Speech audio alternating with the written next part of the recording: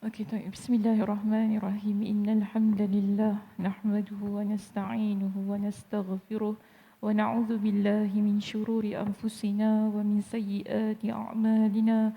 Man yahdihillahu fala mudilla lahu wa man yudlilhu fala hadiya lahu. Wa asyhadu an la ilaha illallah wahdahu la syarika lahu wa asyhadu anna Muhammadan 'abduhu wa rasuluh. Amma ba'd. Rabbi shrah li sadri wa yassir li amri wahlul 'uqdatam min lisani yafqahu qawli. Rabbi zidni ilma warzuqni fahma. Allahumma inna nas'aluka ilman nafi'a wa rizqan tayyiba wa 'amalan mutaqabbala. Assalamualaikum warahmatullahi wabarakatuh. Okay, apa khabar semua? Sihat pagi ni? Alhamdulillah. Asal macam lain Suka Cik Ana. Asal macam lain. Apa yang lain? Apa yang lain? Tak ada yang lain semua sama ya. Okey, best. Baik, maaf lambat sikit. Mestilah pagi-pagi macam anak 10 orang kata. Okey, baik. Alhamdulillah hari ini kita bertemu sekali lagi untuk menyambung perbincangan kitab kita, iaitu kitab Fathul Bari jilid yang ke-3. Okey, jilid yang ke-3. Hari itu kita berhenti di muka surat berapa? 5, betul? Semua sepakat? Tak ada khilaf di sini? Betul, okey. Baik, kita berhenti di muka surat yang ke-5. Kita akan sambung perbincangan berkenaan wuduk di bab yang pertama. Okey, muka surat yang ke-5 kita masuk di perenggan yang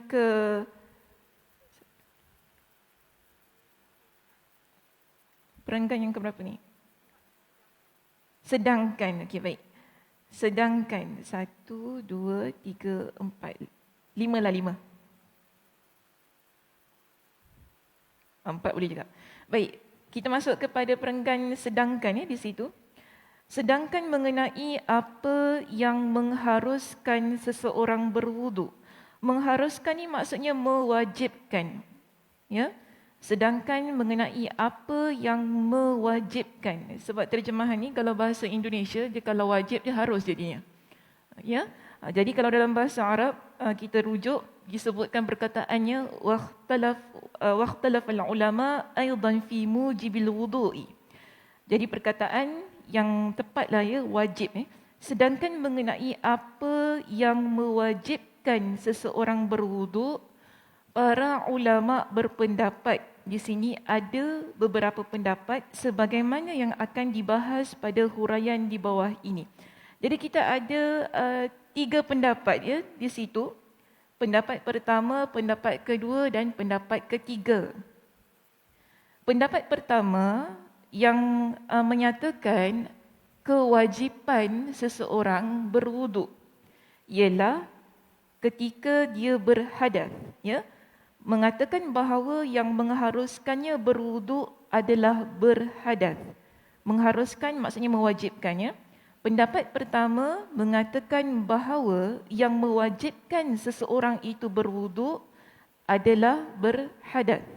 Dan menurut mereka, hukumnya adalah wajib muwassa' yang diberi toleransi waktu. Jadi pendapat pertama kata di sini, perkara yang mewajibkan seseorang dia mengambil wuduknya ialah kerana hadas. Hadas kecil itulah kerana hadas kecilnya. Dan jadi di sini dijelaskan kepada kita, hukum wajib itu adalah hukum wajib yang muwassa'. Apa maksud hukum wajib muwassa'? Kak Song. Macam mana?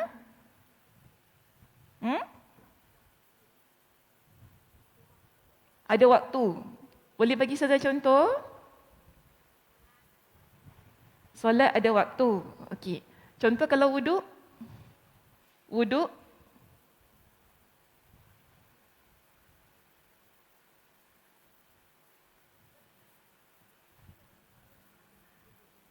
sabar bagi saya tulis dulu. Sabar. Bagi saya tulis. Kita kata perbezaan pendapat ya.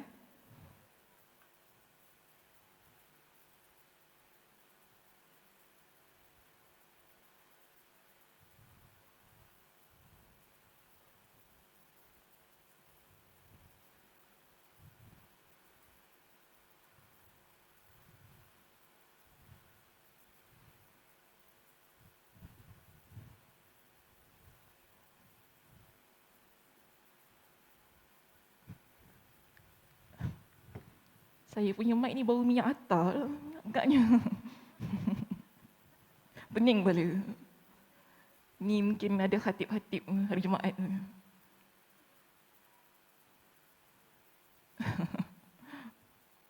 Macam-macam. Kepala lagi pening bau. Okey, satu tadi pendapat pertama kata apa dalam keadaan yang hadas tadi kan? Tapi dia kata apa? Dia berikan lagi satu perincian iaitu wajib muwassa'. Jadi tadi soalan saya, apa maksud wajib muwassa' di sini? Dia berikan maksudnya dalam bracket tadi, apa dia kata? Ada toleransi waktu. Okey, apa maksud ada toleransi waktu di situ? Bila kita kata sesuatu perkara itu wajib, tapi wajibnya muwassa'. Tadi Kak Som kata apa tadi?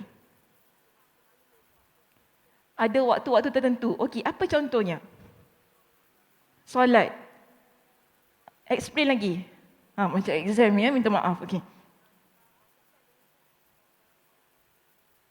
Dalam solat mesti ada wuduk. Okey, wajib 5 waktu. Jadi maksud muwassa' tu ada 5 waktu. Ada waktu-waktunya. Okey, saya cuba ni kalau salah betulkan. Tak. Saya nak betulkan ayat Kak Som. Okey, untuk adakah apa yang Kak Som sebutkan saya faham ke tidak? Jadi Kak Som kata, solat 5 waktu, kita ada solat 5 waktu, itu waktu kan? Kemudian bila nak wuduk, wajib. So bila berwuduk pada waktu yang 5 itu, kita panggil ia sebagai yang diberikan waktu. Yang diberikan masa. Begitu? Oh. Salah. Dia sendiri kata salah. Dia gini. Bila kita kata wajib muwassa', ya, berwuduk ketika kita dalam keadaan hadas, nak solat tadi hukumnya wajib. Tapi adakah, ini soalan saya, adakah bila kita batal terus wajib angkat wuduk?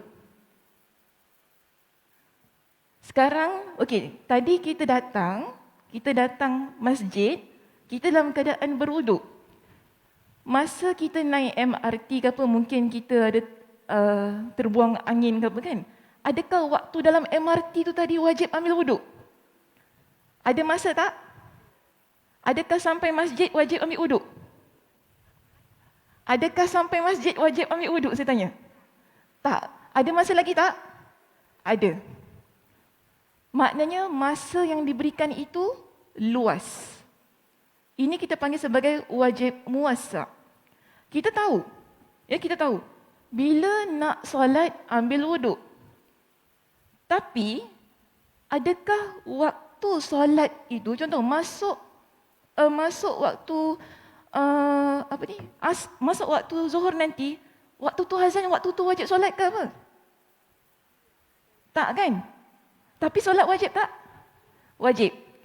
Saya ulang sekali lagi ya, saya nak bagi faham. Solat 5 waktu wajib. Sekarang azan zuhur. Bila azan zuhur, adakah waktu tu juga wajib kita solat?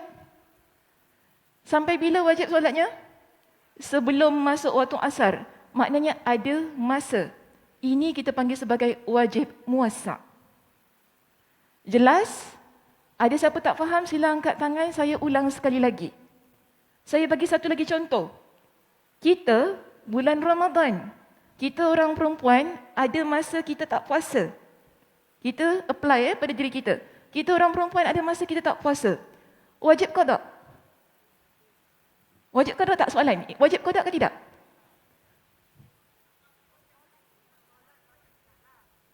Puasa saya tanya. Bulan Ramadan, ulang balik. Bulan Ramadan, 7 hari kita cuti. 7 hari kita cuti, wajib qada? Wajib qada puasa? Wajib. Okey. Adakah lepas Ramadan terus wajib qada puasa? Tak. Kita ada masa kan? Sebelum masuk Ramadan yang seterusnya, kita panggil ia wajib muassak. Maknanya ada masa yang diberikan kepada kita untuk kita qada perkara itu. Tapi dia wajib. Ada kelapangan masa yang diberikan, ada kelonggaran masa yang diberikan untuk seseorang melakukan kewajipan tersebut. Ini dipanggil sebagai wajib muassak. Sama macam wuduk tadi. Kita dalam keadaan hadas. Adakah, lepas buang air kecil, nak solat tu tadi kan, terus wajib nak kena ambil. Kita belum nak solat lagi. Dia tak terus, dah kencing ni sekarang ni, alamak, nak terus ambil wuduk. Tak.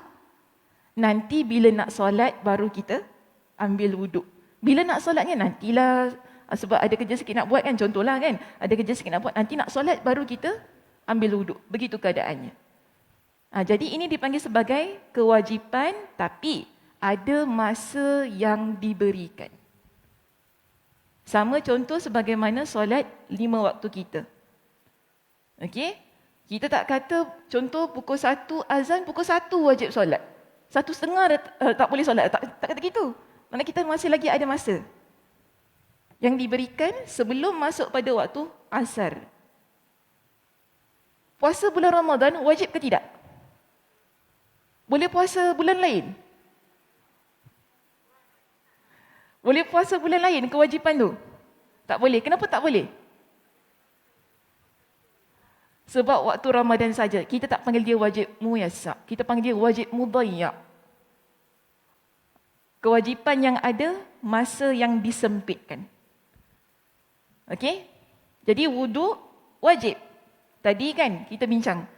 Perbezaan pendapat tentang kewajipan bila kita patut ambil wuduk. Pendapat yang pertama mengatakan kewajipan itu berlaku ketika kita dalam keadaan hadas. Tetapi walaupun ia wajib, para ulama meletakkan kewajipannya adalah wajib muassak.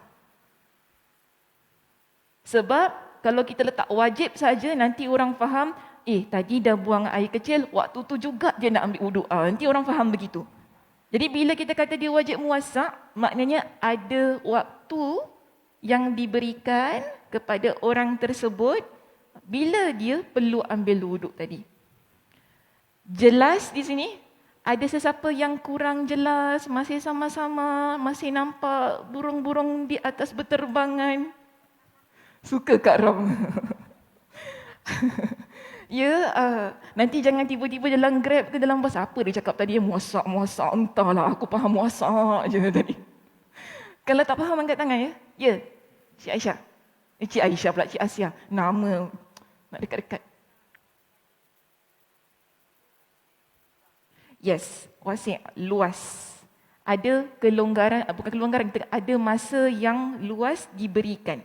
Tapi taklah seluas-luasnya. Adalah batasan masa yang diberikan itu tadi. Baik, tak ada apa-apa masuk kepada pendapat yang kedua. Pendapat yang kedua kata apa tu?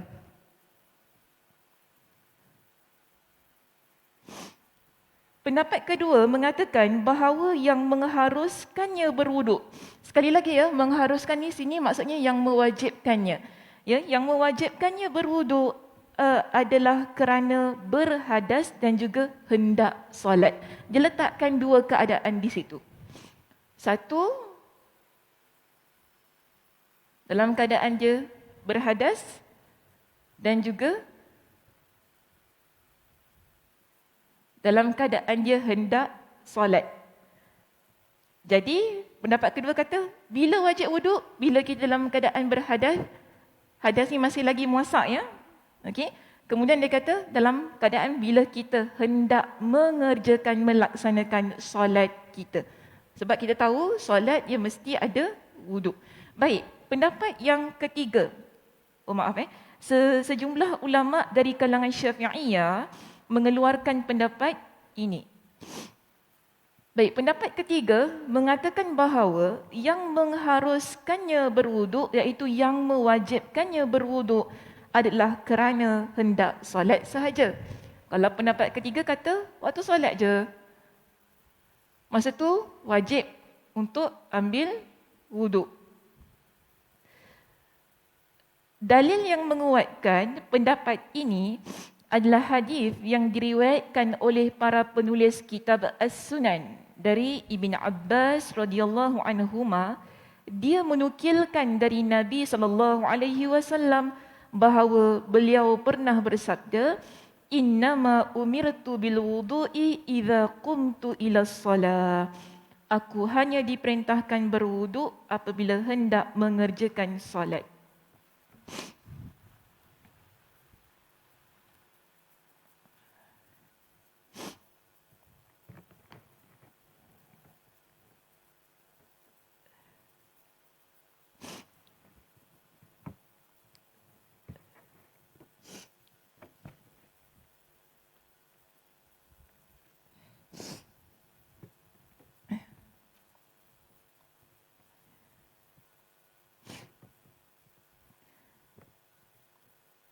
Okey, jadi ada dalil yang menyokong pendapat yang ketiga, iaitu dinukilkan yang mana ia menukilkan Ibn Abbas. Dia menyebutkan bahawa innama umirtu bil wudu'i idza qumtu ila salati.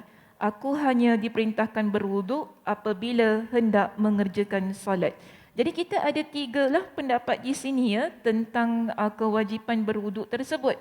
So dia tak ada masalah lah sebenarnya, kerana ketiga-tiga keadaan ini yang menunjukkan masa-masa yang memerlukan kita untuk ambil wuduk.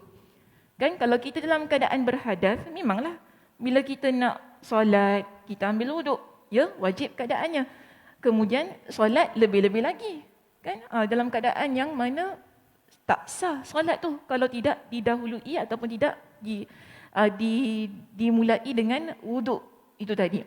Jadi tiga-tiga pendapat ni tak ada masalah. Ia just sebagai kita kata perbincangan yang dikemukakan oleh Imam Ibn Hajar Al-Asqalani di dalam kitabnya. Baik, seterusnya kita lihat di sini. Kemudian para ulama menyimpulkan dari firman Allah Subhanahu Wa Taala.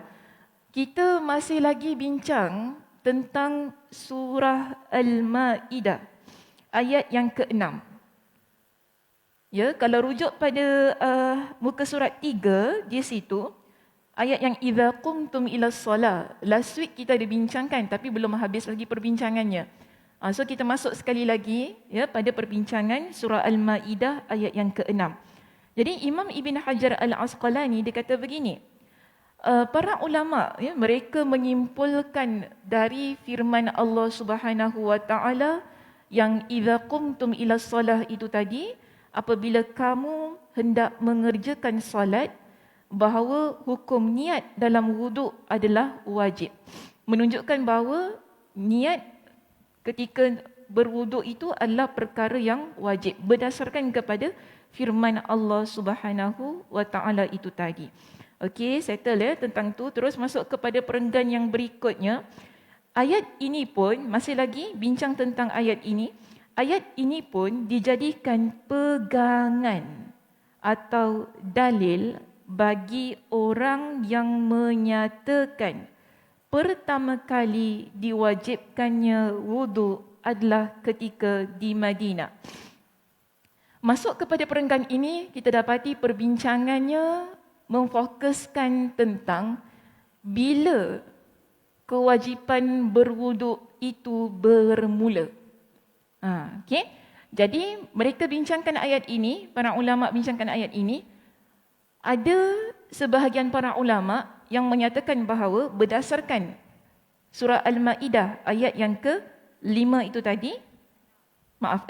Ayat yang ke-6 itu tadi, dia kata pertama kali diwajibkan wuduk adalah ketika di Madinah.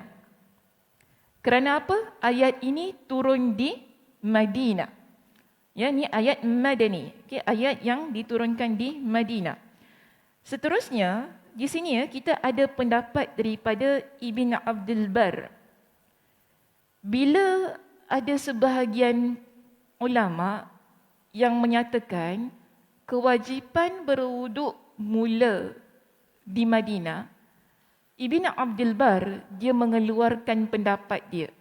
Okey, dia kata gini. Yang mana dipetik oleh Imam Ibn Hajar Al-Asqalani. Adapun terkait perkara lainnya sebelum itu, Ibn Abdul Bar menukil kesepakatan ahli sejarah bahawa mandi junub diwajibkan atas Nabi SAW saat beliau di Makkah. Sebagaimana halnya kewajipan solat. Jadi dia nak kata apa di situ?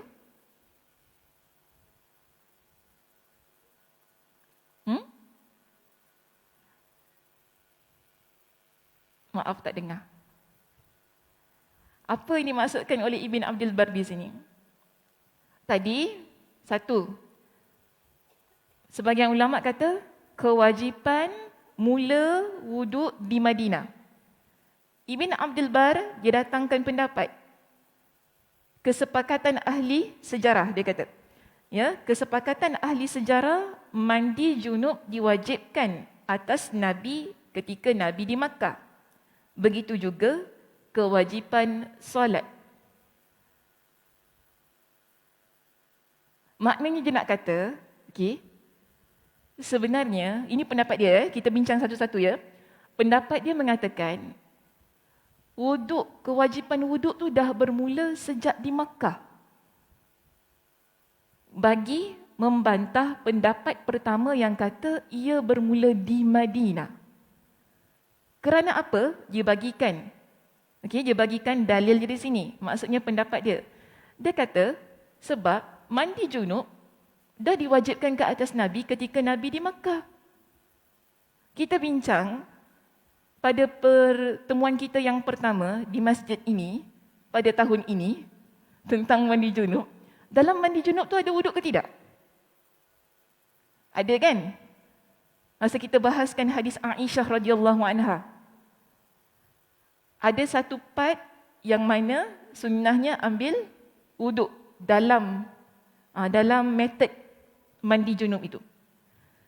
Sama juga, solat wajib di Makkah ke di Madinah? Di Makkah.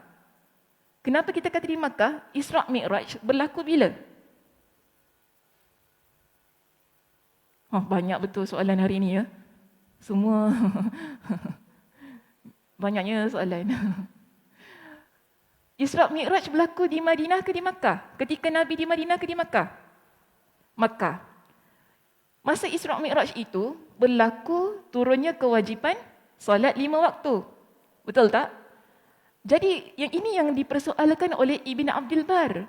Kenapa pula tiba-tiba ambil wuduk itu wajib di Madinah? Sedangkan kewajipan solat itu sudah bermula ketika di Makkah. Nabi mandi junub, okay, kewajipan itu sudah bermula di Makkah.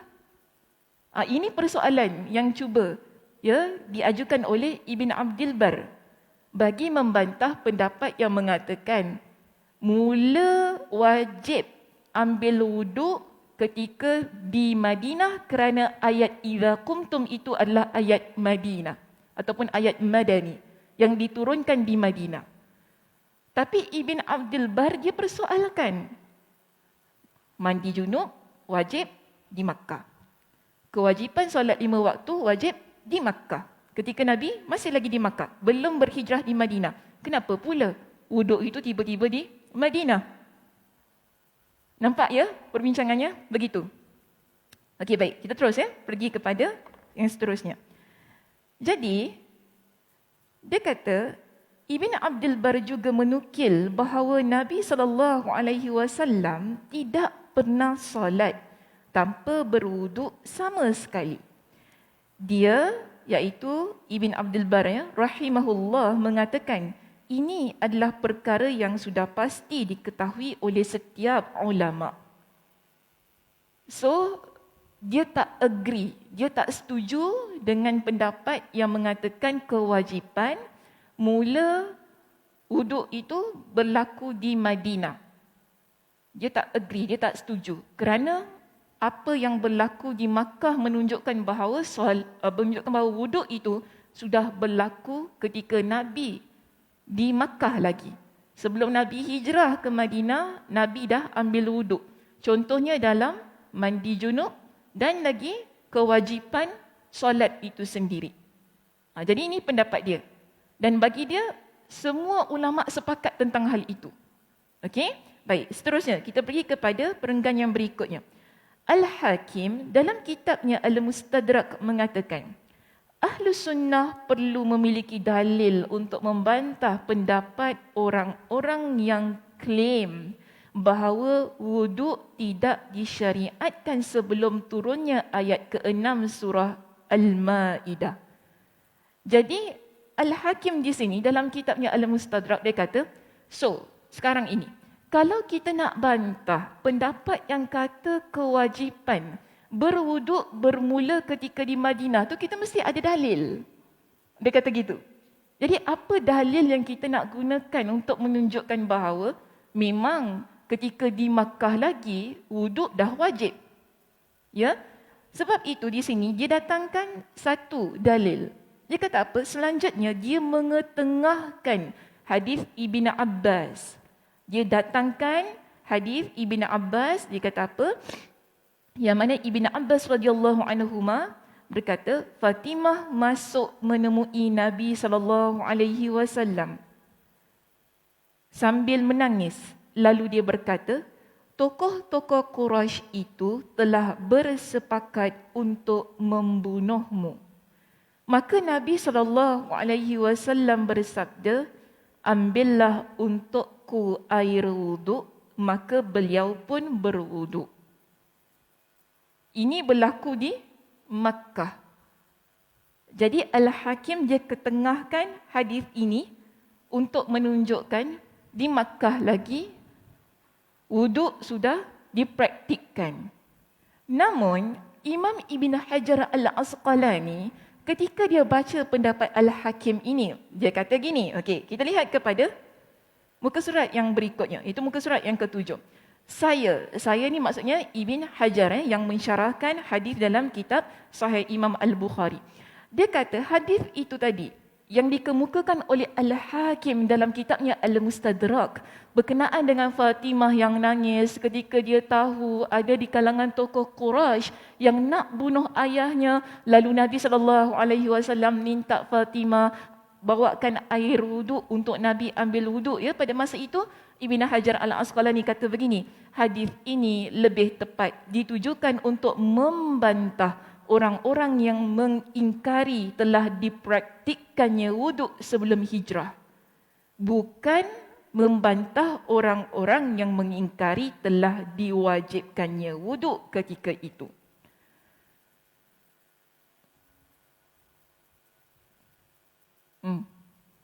Macam mana? Cik Zai, apa dia nak cakap ni? Kurang faham ya? Dia begini. Hadis itu tadi nak beritahu kepada kita, amalan berwuduk memang sudah bermula sejak di Makkah. Tapi itu belum menentukan adakah wuduk pada masa itu wajib atau tidak. Ya, praktiknya dah ada, amalannya dah ada, dah bermula di Makkah. Tapi apa yang Nabi buat, dia belum menunjukkan adakah wuduk itu dah wajib masa itu ketika di Makkah. Jadi, Ibn Hajar kata, hadis yang dibawakan oleh Al-Hakim itu tadi untuk menunjukkan praktik wuduk dah bermula di Makkah. Namun bukan untuk membuktikan kewajipan berwuduk bermula di Makkah. Dapat beza? Boleh bezakan? Ayat tadi?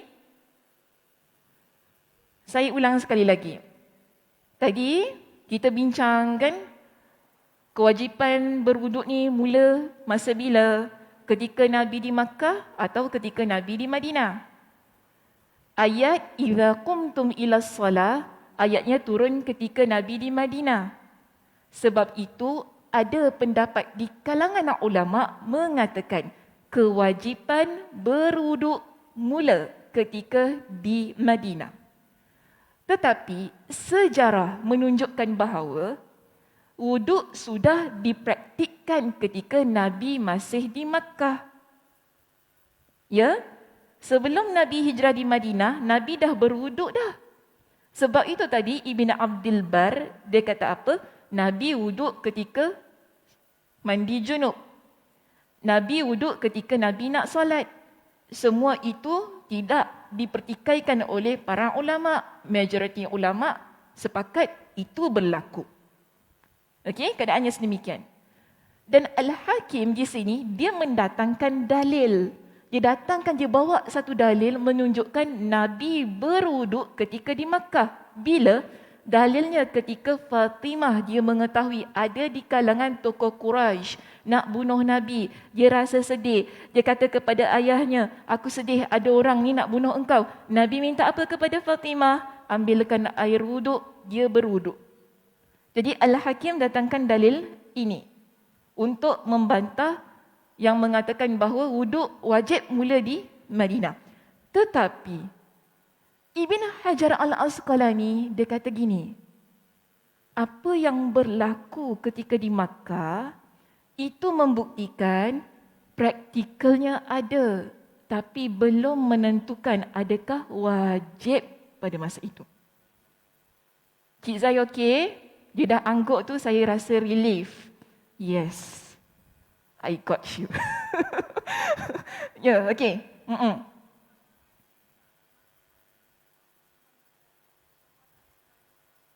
Macam mana? Ya, Allah Akbar. Lupa. Saya terikat rupanya. Ya, macam mana?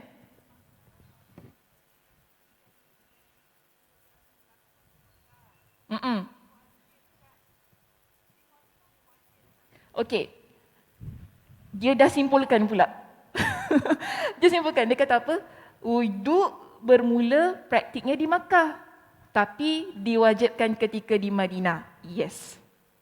Itu sebenarnya keseluruhan perbincangannya.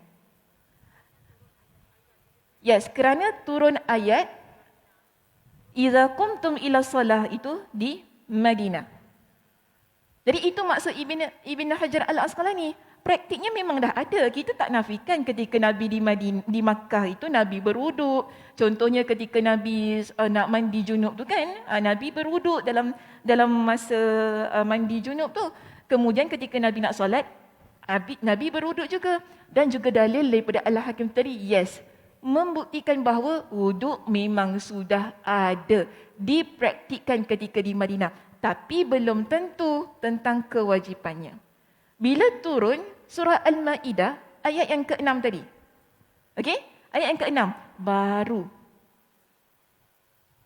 Baru syariat mewajibkan tentang wuduk. Ya, ketika kita dalam keadaan hadas dan hendak solat itu tadi. Sekejap ya, macam-macam air keluar hari ni. Air mata sampai keluar juga. Tak tahu apa sedih sangat. Banyak kipas.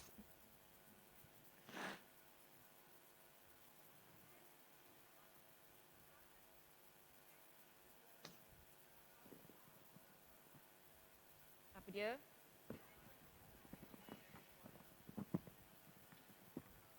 Kenapa? Ini? Oh, nak buat bagaimana ya? Tidak ada yang sudah. Kita benda kecil. Kita buat dia, bukan dia buat kita. Okey, seterusnya. Kita lihat begini. Jadi jelas ya tadi berkenaan dengan perbincangan tadi ya. Praktiknya sudah ada bermula di Makkah. Tapi kewajipan bermula di Madinah. Macam mana?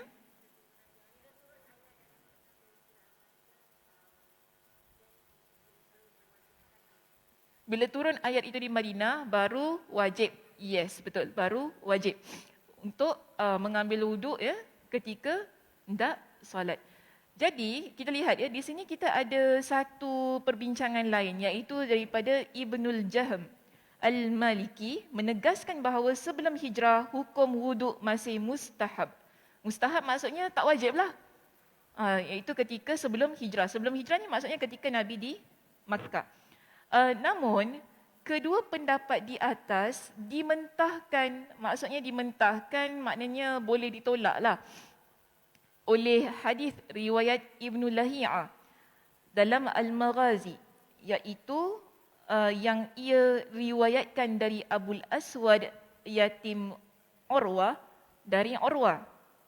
Dalam riwayat ini disebutkan Jibril mengajar Nabi cara berwuduk ketika turun membawa wahyu. Akan tetapi status hadis ini mursal. Jadi Ibn Jahm dia bawakan satu dalil berkenaan dengan Jibril datang ajar Nabi berwuduk ketika turun membawa wahyu itu. Namun Ibn Hajar kata status hadis ini mursal. Apa maksud mursal? Hadis yang berhenti pada tabaqat tabi'in. Jadi statusnya boleh diterima atau tidak? Sahih, hasan, dhaif? Kena tengok dulu. Nak tengok macam mana? Tengok turutannya sampai tak pada Nabi. Tapi tadi kata dah berhenti pada tabi'in. Tak sampai namanya tu. Tak sampai tu. Apa yang tak sampai? Tak sampai tu.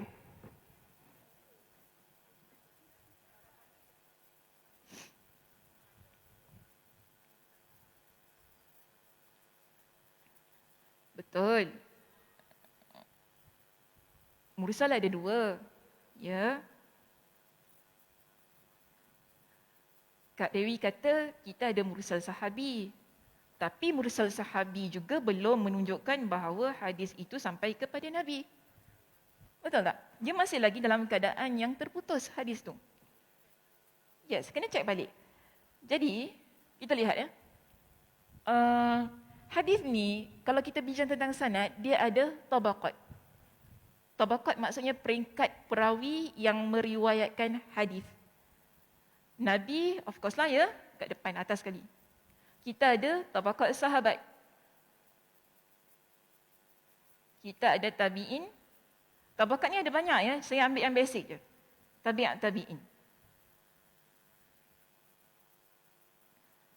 Maknanya zaman orang yang meriwayatkan hadis tu. Bila kita kata, tadi kan dia kata sanad hadis ini mursal. Mursal maksudnya hadis itu berhenti di peringkat tabi'in.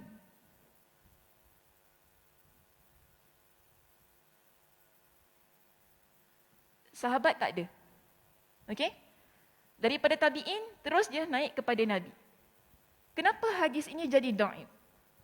Sebab tabi'in tak jumpa Nabi. Zamannya jauh. Dia tak hidup sezaman dengan Nabi. Sebab itu dipertikaikan oleh ulama hadis. Betul ke dia dengar daripada Nabi? Kenapa pula tiba-tiba dia kata dia dapat daripada Nabi? Jadi ini kita panggil sebagai hadis mursal.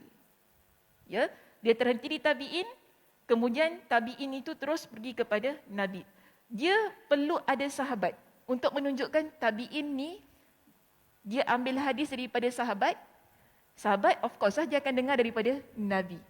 Baru kita kata hadis itu bersambung. Sekarang hadisnya terputus. Di mana? Di peringkat sahabat. Sebab tu tadi dia kata hadisnya mursal. Okey? Baik. Kita lihat pada perenggan yang berikutnya, dia jelaskan begini kepada kita. Ada riwayat hadis yang mausul. Tadi mursal. Bila kita kata mursal, maknanya hadisnya terputus. Tapi Ibn Hajar kata ada riwayat yang mausul. Yang mausul maksudnya hadis ada riwayat yang bersambung, yang tak terputus. Di mana didatangkan kepada kita dengan 3 tempat. Okey? 1, riwayat Ahmad. 2, riwayat Ibn Majah. 3, riwayat At-Tabrani.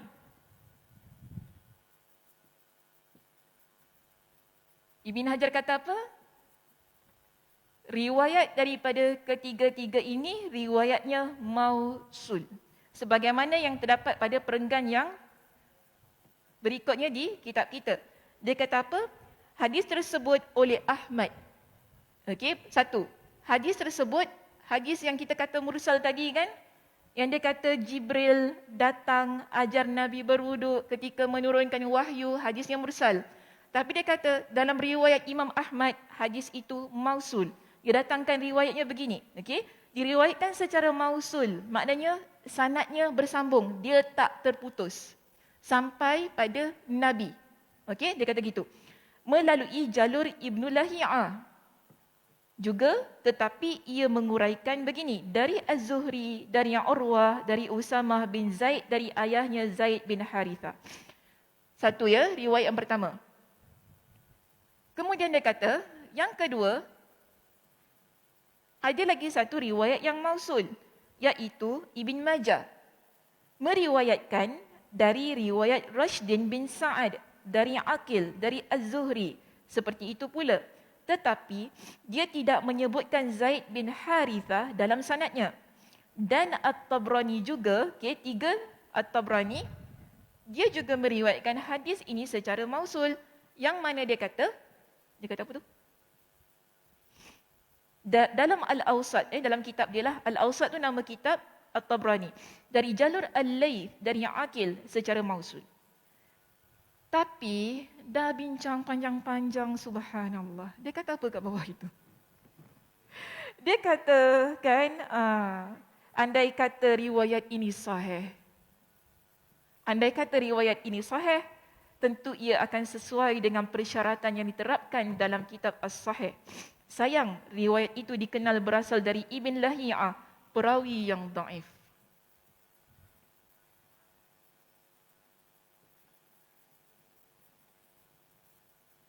Daif maksudnya dia adalah perawi yang lemah. Saya nak kata gini.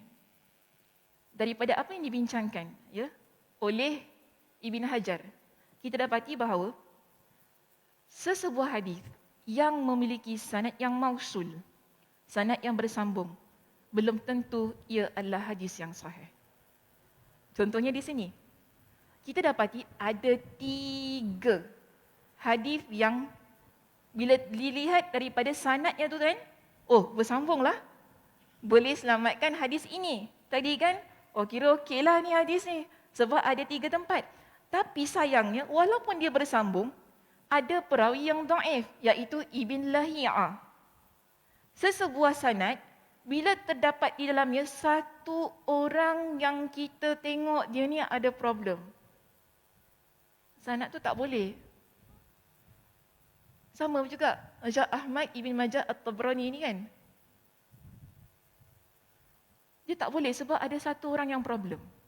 Kita ragu ni betul ke tak ni? Sebab dia ni masalah. Bimbang hadis tu tak sahih. Jadi sebab itu dia kata tadi, sayangnya. Andai kata hadis ini adalah hadis yang sahih. Tapi sayangnya kerana ada Ibn Lahiyah, seorang perawi yang memang disepakati oleh ulama hadis, adalah seorang perawi yang daif. Jadi walaupun sanad itu bersambung, dia tak sahih. Tak boleh terima. Sebab ada Ibn Lahiyah. Ini striknya kita panggil. Betapa ulama hadis ketika mereka nak riwayatkan sesebuah hadis, nak terima sesebuah hadis sebagai dalil, untuk digunakan sebagai hujah, untuk digunakan, mereka akan cek dulu sanad tu. Boleh ke tak kita nak jadikan hadis ini sebagai hujah kita ketika kita nak cakap, ketika kita nak keluarkan satu fatwa, ketika kita nak tetapkan satu hukum. Jadi perlu dilihat kepada sanadnya tadi. Sebab itu Ibn Hajar jelaskan kepada kita tentang kedaifan. Tak kira sama ada yang mursal ataupun yang mausul. Keseluruhan riwayatnya dia kata adalah daif. Okey?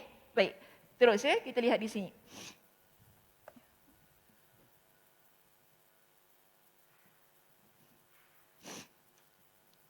Kita ada satu lagi perkataan, ya. Saya ambil ini sebagai perbincangan kita yang terakhir. Perkataan wa bayyana an-nabiy sallallahu alaihi wasallam anna fardal wudu'i marratun. Nabi sallallahu alaihi wasallam menjelaskan bahawa kewajipan dalam berwuduk adalah satu kali. Demikian yang tercantum dalam riwayat kami bahawa lafaz marrah dibaca marfu' sebagai khabar. Okey, tak apalah, itu dia cakap pasal nahwu. Nanti kalau saya cakap kan dah bincang pasal mustalah je, dah pening kan ni.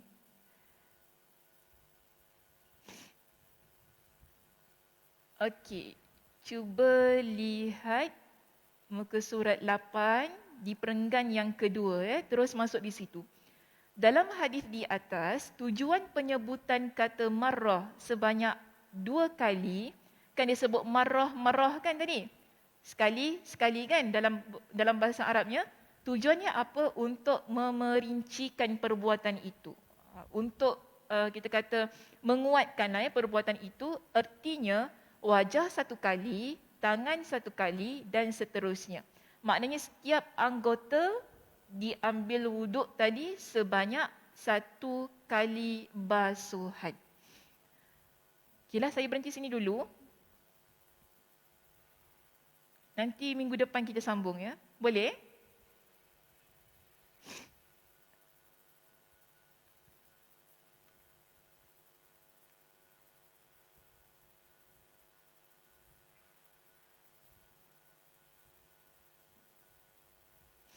Minggu lepas kan, saya ada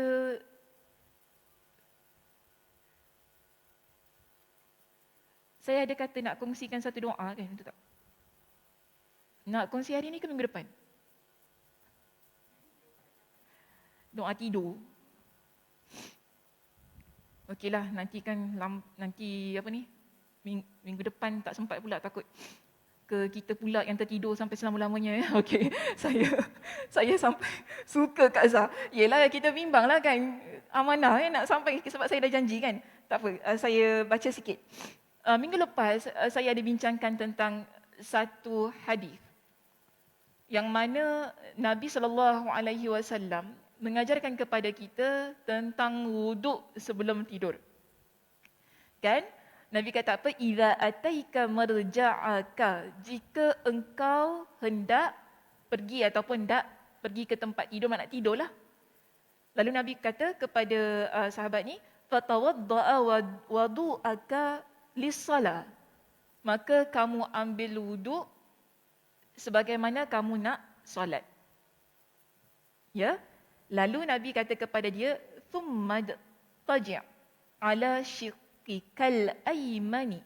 Kemudian baring pada sebelah kanan. Mengiring sebelah kanan itu. Jadi ada 3. 1, Nabi kata wuduk. 2, mengiring sebelah kanan. Dan ketiga, Nabi kata waqul. Nabi ajarkan doa, iaitu Allahumma aslamtu nafsi ilaik. Ini doanya. Ya, Nabi baca, Allahumma aslamtu nafsi ilaik wa fawwadtu amri ilaik wa alja'tu zahri ilaik. Rahbatan wa raghbatan ilaik. Doanya panjanglah, ya. Wala malja'a wala manja minka illa ilaik. Amantu bikitabika alladhi anzalta wa amantu binabiyyika alladhi arsalta. Doanya bunyi begitu. Okey, ada juga doa yang Nabi baca wa wajjahtu wajhi ilaik. Ada penambahannya juga di situ. Tapi dalam lafaz yang diriwayatkan oleh Imam Al-Bukhari, ada bentuk lafaznya yang tidak ada wa wajjahtu wajhi ilaik. Jadi Nabi ajar, lepas kita baring mengiring sebelah kanan tadi kan, Lalu Nabi kata, bacalah doa Allahumma aslamtu nafsi ilaik. Ya Allah, aku serahkan diriku kepadamu. Ya, lalu Nabi kata, wa fawwadtu amri ilaik. Aku serahkan semua urusanku kepadamu. Jadi Nabi lagi doanya, wa alja'tu zahri ilaik. Dan aku hadapkan, kalau ikut kepada terjemahan yang betul-betul, punggung belakang kita ni, dia katakan, kepadamu. Dia hadapkan belakang kepadamu. Dengan keadaan yang bagaimana, doa ini menegaskan rahbatan wa raghbatan ilaik. Rahbatan maksudnya ialah dengan penuh rasa cemas. Wa raghbatan dengan penuh rasa harap aku kepada engkau. Doa ini dia mohon kepada Allah. Kita serahkan urusan kita kepada Allah, kita serahkan diri kita kepada Allah, kita serahkan keseluruhannya itu belakang ni kepada Allah Subhanahu Wa Taala dalam keadaan yang penuh cemas, penuh rasa takut kepada Allah dengan azab Allah. Ya begitu. Wa raghbatan dan penuh rasa harap. Harapkan kepada pahala Allah yang Allah berikan kepada kita, syurga Allah, begitu. Dalam keadaan yang dua tu tadi. Rahbatan wa raghbatan. Penuh rasa cemas, takut, penuh rasa harap kepada Allah. Dan seterusnya doa itu menyebutkan la malja'a wa la manja minka illa ilaik. Tidak ada tempat kembali, tempat berlindung, ya, wala manja, tempat yang aman daripada azab engkau melainkan hanya tempat yang engkau berikan. Maknanya tak ada yang boleh selamatkan kita daripada azab Allah. Kita nak berlindung tak ada tempat lain melainkan pada Allah. Itu maksudnya pada ayat itu tadi, pada doa itu tadi. Lalu terakhir, ungkapan keimanan yang diucapkan. Amantu bi kitabikal ladzi anzalta. Aku beriman dengan kitab yang engkau turunkan. Wa amantu bi nabiyyikal ladzi arsalta. Dan aku beriman dengan para nabi yang engkau utuskan. Nabi kata apa dalam doa ini ataupun dalam hadis ini? Fa in mutta 'alal fitrah. Malam itu bila engkau tidur dalam keadaan yang sedemikian, kita nak tidur, kita ambil wuduk, lalu kita mengiring di sebelah kanan kita, kita baca doa ini, kalau engkau mati pada malam itu, engkau mati di atas fitrah. Maka jadikanlah kalimat itu adalah kalimat yang terakhir engkau ucapkan pada malam tersebut. Ini yang Nabi ajarkan. Mati dalam fitrah tu maksudnya lah mati dalam keadaan kita beragama Islam. Kita beriman kepada Allah Subhanahu Wa Taala. Kan ada hadis Nabi kata apa? Tak masuk syurga. Kan la yadkhulul jannah man qala la ilaha illallah. Tak masuk syurga melainkan orang yang mengucapkan kalimat la ilaha illallah, itu mati dalam keadaan dia Islam. Mati dalam keadaan yang dia beriman kepada Allah Subhanahu Wa Taala. Jadi sebab itu tadi di akhir doa tu tadi kan kita kata apa? Amantu, aku beriman. Satu bentuk pengakuan yang diucapkan, ya, bagi membuktikan keimanan kita kepada Allah Subhanahu Wa Taala. So itulah doa yang diajarkan oleh Nabi sallallahu alaihi wasallam dalam keadaan kita tidur, kita berwuduk, mengiring di sebelah kanan kita, lalu baca. Ada keutamaan yang Nabi SAW sebutkan, iaitu bila kita mati dalam keadaan yang sedemikian, kita mati di atas fitrah. Namun kalau kita rujuk dalam hadis yang diriwayatkan oleh Imam Muslim, disebutkan kalau kita tak mati pada malam itu, kita bangkit di pagi hari, kita akan bangkit dalam keadaan yang baik. Ya, dalam keadaan yang mana urusan kita, diri kita, semuanya dalam keadaan yang baik. Okey Muslimah, terima kasih di atas perhatiannya. Itu sahaja pengajian kita pada pagi ini. Saya tutup dengan tasbih kafarah. Subhanakallahumma wa bihamdika asyhadu an la ilaha illa anta astaghfiruka wa atubu ilaik. Assalamualaikum warahmatullahi wabarakatuh.